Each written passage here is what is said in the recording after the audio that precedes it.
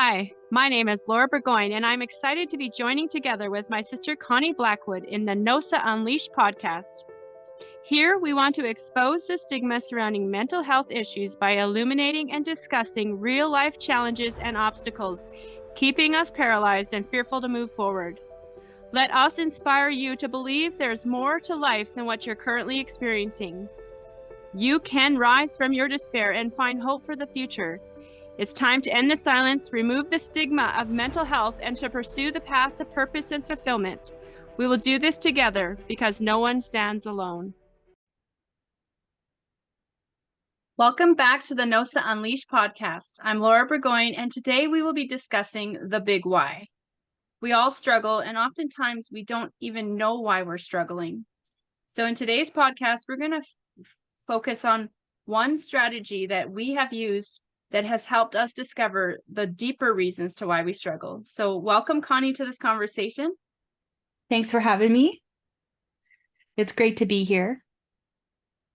Well, I'm so glad that we could continue our conversations together, especially about this topic, because I know for myself, this has been an area of significant need for me, because and I know that many people, in fact, probably the whole world can relate to struggling with issues over their life. And a lot of times we, even think, well, maybe I've dealt with it, but then it just keeps resurfacing. And even sometimes it's like, I'll go through the day and I'm feeling all of these emotions, or I'm feeling these thoughts, or having these thoughts. And it's just like, I don't even know sometimes where they're coming from.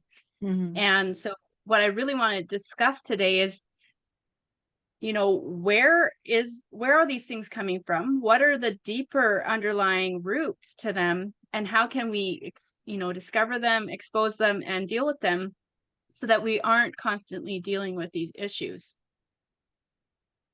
Yeah, I totally hear you on that. I think about all the times that I've experienced difficulties, and it's things that I thought I've dealt with, things that I thought were over, or just things that I thought I had figured out, and Right. obviously not figured out all the way. And it makes me think of it makes me think of a weed that we had at our house in Kelowna.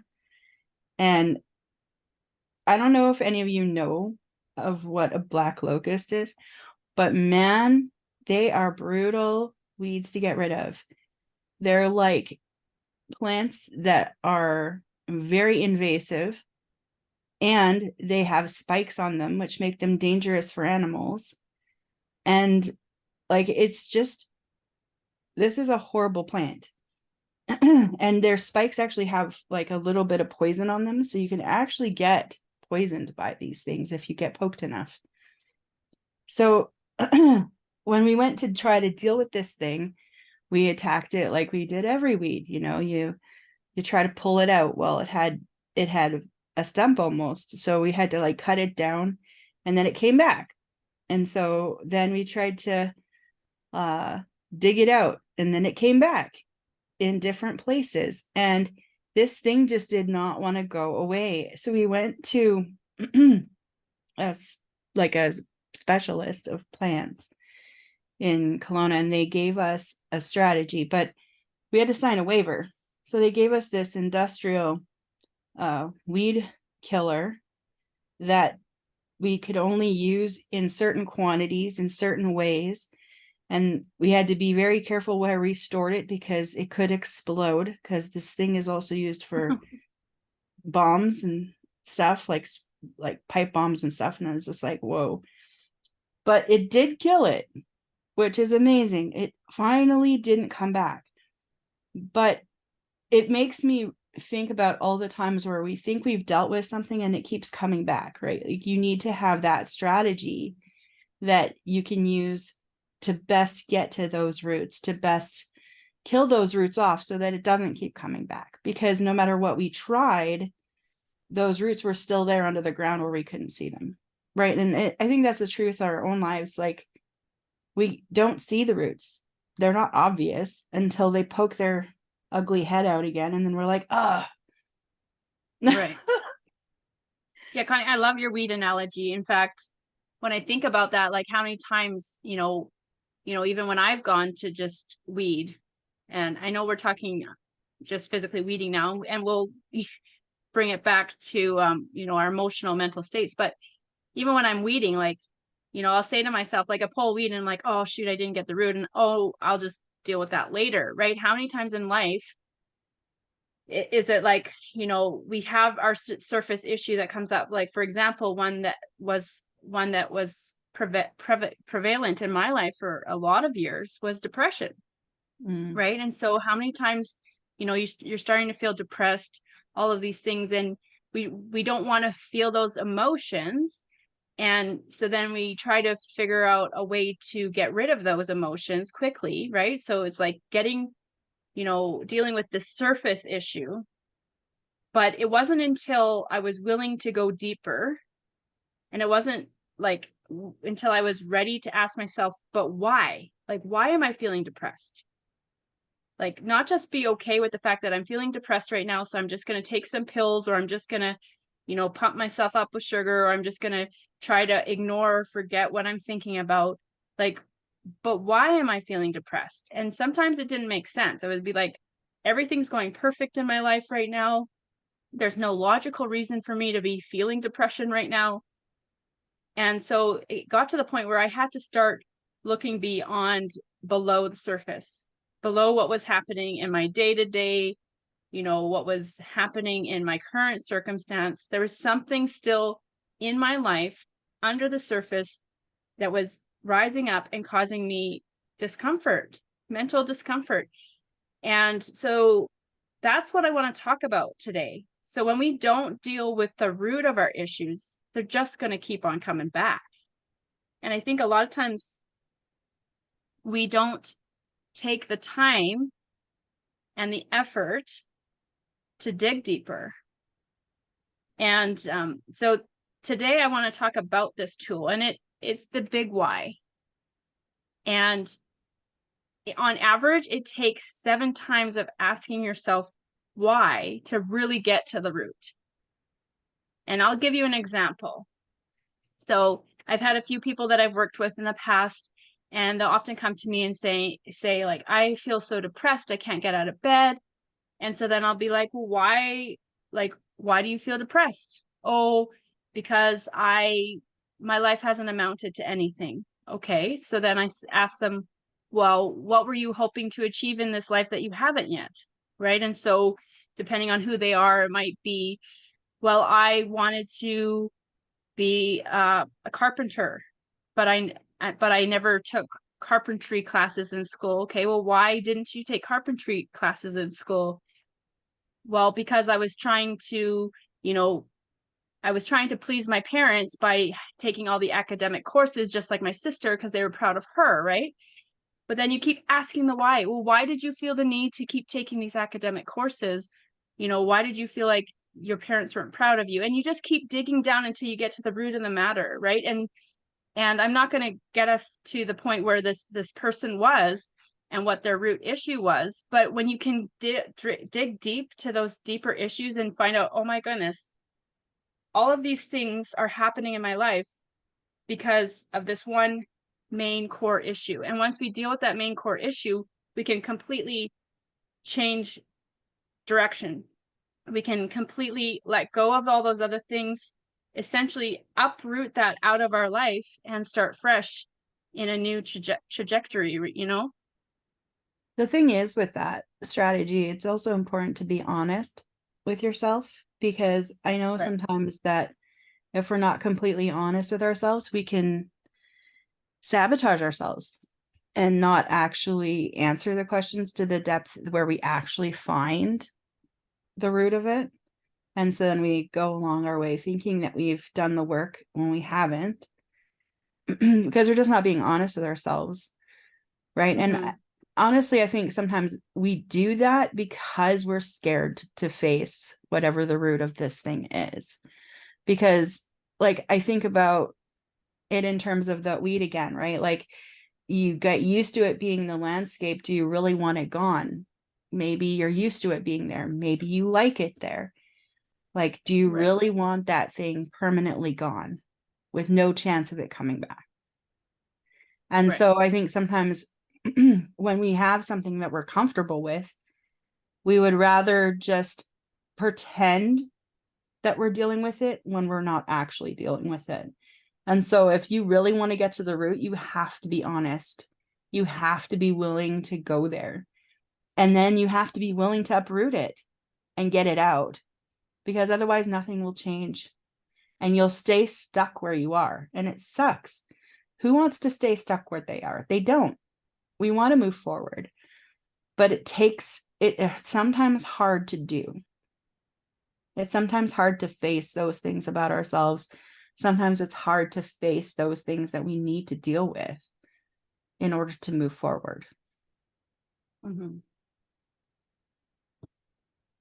Yeah, it brings to my mind even a situation in my own life. I always felt like I didn't belong. And I didn't realize, I always just thought that, on the surface, it appeared to me that that I was just not likable, that people didn't like me. And I didn't realize um, that I was actually portraying a certain person that I wasn't. And I know that this kind of brings in a few other topics that we've talked about in the past, but they all kind of mesh together, right? Mm-hmm. And so, in my own woundedness and in my own trauma, I was not being myself. I was not being transparent. I was putting out airs of something else. And I was also perceiving the responses I was getting from people as rejection. And so, I just always assumed that, well, I wasn't likable. People didn't want me around. I was always being rejected.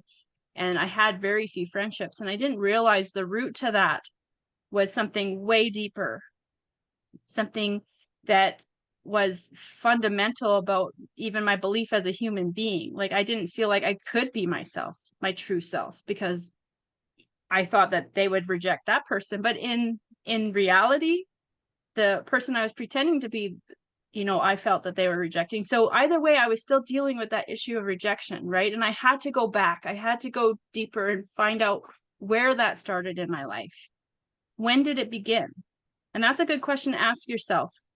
When was the first time that I experienced this in my life, or felt this way in my life? And that might be a good indication, or that might take you to one of those deeper places where you can maybe discover where maybe your trauma started, or where the problem started for you. Because a lot of times what we see on the surface, that's not actually the problem. That's just a symptom. And it will manifest in many different ways.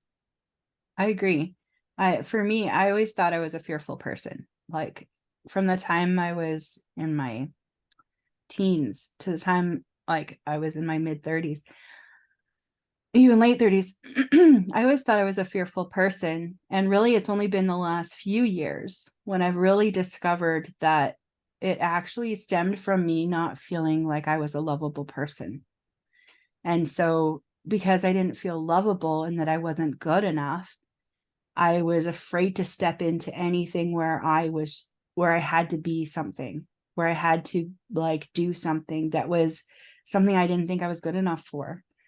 And so I always looked at the fear as the root, but it wasn't the root at all. The fear was just like a symptom, basically, of a deeper problem where I didn't Mm-hmm. feel loved, right? And I have seen over the years how I've been able to move out of that, and even without recognizing what the root was, but by recognizing the root and seeing what that actually was, now I can make sure that I don't go back there, right? And I hold on to the truth that I am a lovable person, that I am a valuable person, that I am good enough to do the things that I'm doing and not be stuck there.